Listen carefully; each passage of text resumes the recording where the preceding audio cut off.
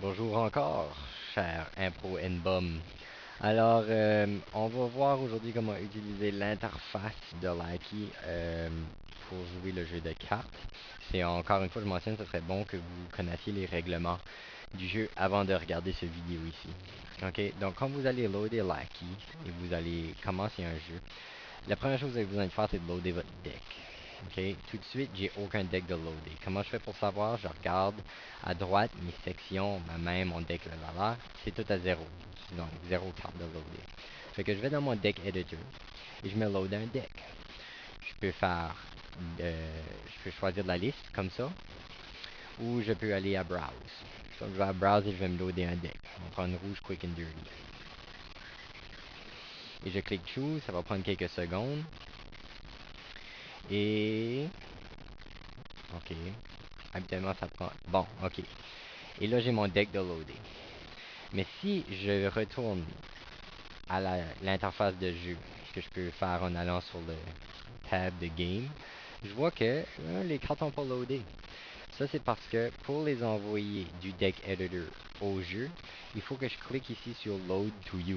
Donc, load deck to you. Je clique là-dessus et ça va automatiquement m'amener ici. Et là, je peux voir que j'ai mon deck de loader. OK? Donc, à droite ici, j'ai toutes mes sections où je peux possiblement avoir des cartes. Donc j'ai ma main, qui a 0 cartes tout de suite. J'ai mon deck de jeu avec les 30 cartes. Et remarquez que je suis pas capable de voir les cartes, c'est normal. Je suis pas censé voir qu'est-ce qui s'en vient dans le jeu. J'ai la corbeille qui, si vous avez lu les règlements, vous savez, c'est là où on jette les cartes qu'on a fini avec, qu'on a utilisées. J'ai la section retire. En fait, c'est censé être retiré, mais Likey ne prend pas les accents. Donc, les cartes retirées, c'est pas la même chose que les cartes corbeille. Parce que des fois, habituellement, quand tu te débarrasses d'une carte dans le jeu, tu vas juste la mettre dans ta corbeille. Il y a des cartes qui vont te permettre d'aller chercher dans la corbeille pour ramener des cartes. Mais dans certaines situations, quand tu te débarrasses de tes cartes, ça va être spécifié dans la situation comme telle, il faut que tu les mettes hors jeu. Quand tu les mets hors jeu, il faut que tu les mettes dans la section retire parce qu'ils sont pas capables, tu peux pas aller pêcher dans la section retirée. Ok?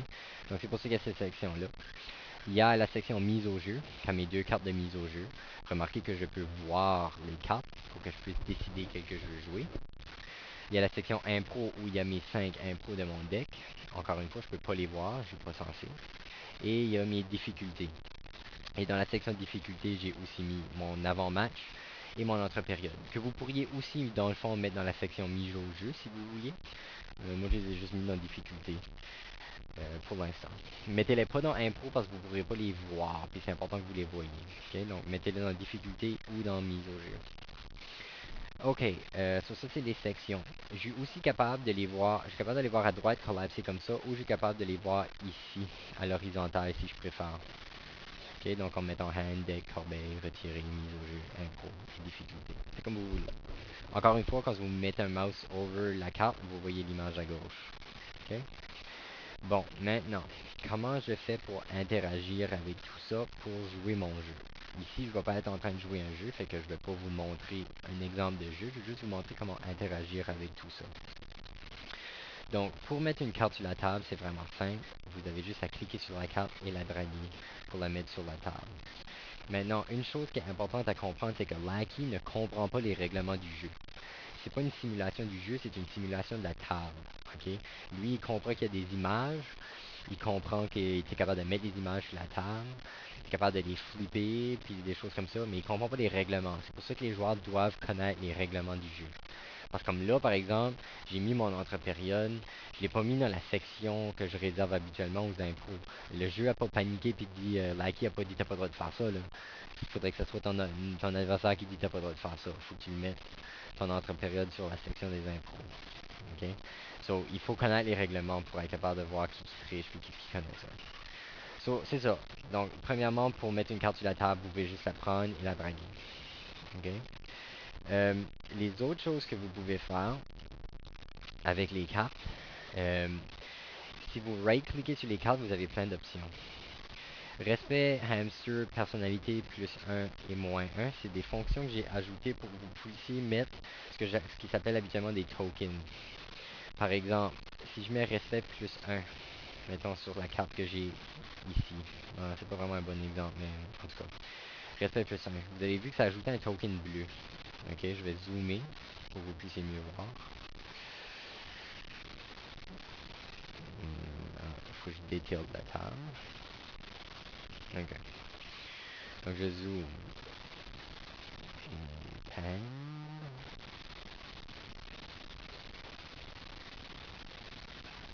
Ok.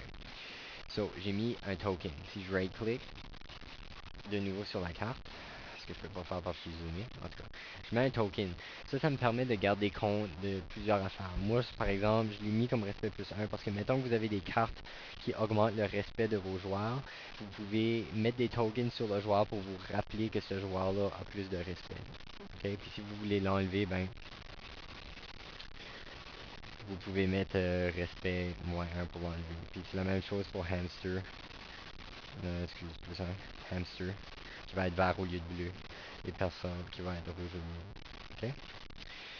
Donc ça c'est une façon de faire. Vous pouvez aussi aller dans vos préférences pour que ça met des numéros au lieu de mettre des tokens. C'est comme vous voulez. Donc je vais retourner à mon zoom de 100%.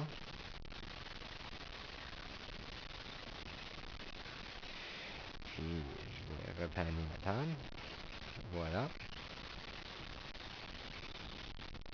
Ok. Donc ça c'est une des choses que tu fais. Si tu right-click, tu vas aussi remarquer.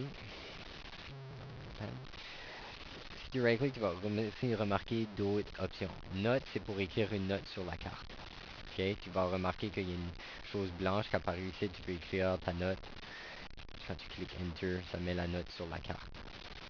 Ok, chaque fois que tu mets ta mouse par-dessus la carte, la note apparaît.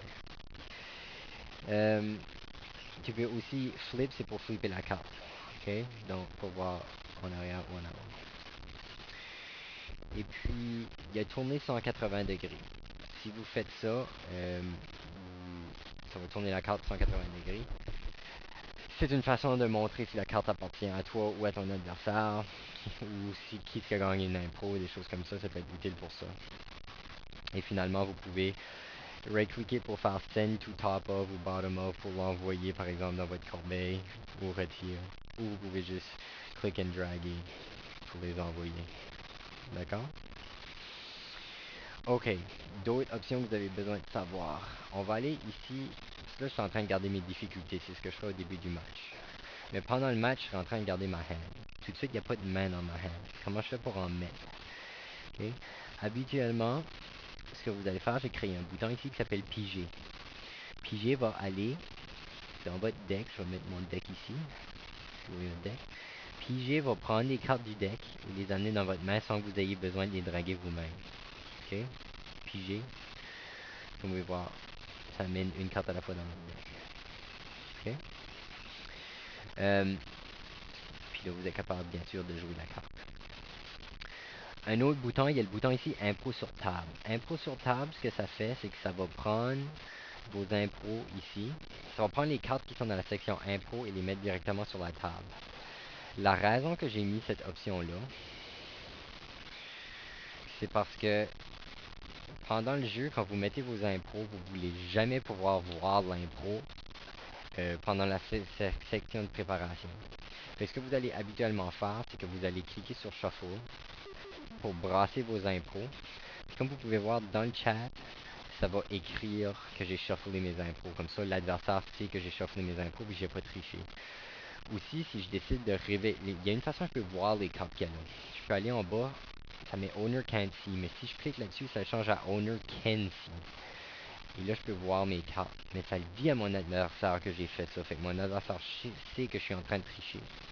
Fait que si je fais ça, j'ai mieux de me faire de nouveau Owner Can't See et Shuffle. Comme ça, j'ai aucune façon de savoir quelle carte qui est où. Là, la raison que j'ai fait le bouton Impro sur table, c'est que si tu cliques and drag sur la table, ça va flipper la carte automatiquement et la montrer. Et tu veux pas ça.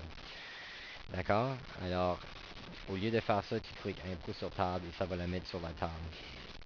Une fois qu'ils sont sur la table, tu peux les jouer dans la section Impro. Pour commencer ta game. D'accord?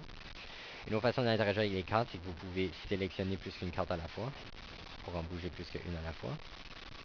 D'accord? Et puis, c'est pas mal ça. par rapport à comment interagir avec la section de la table et les cartes.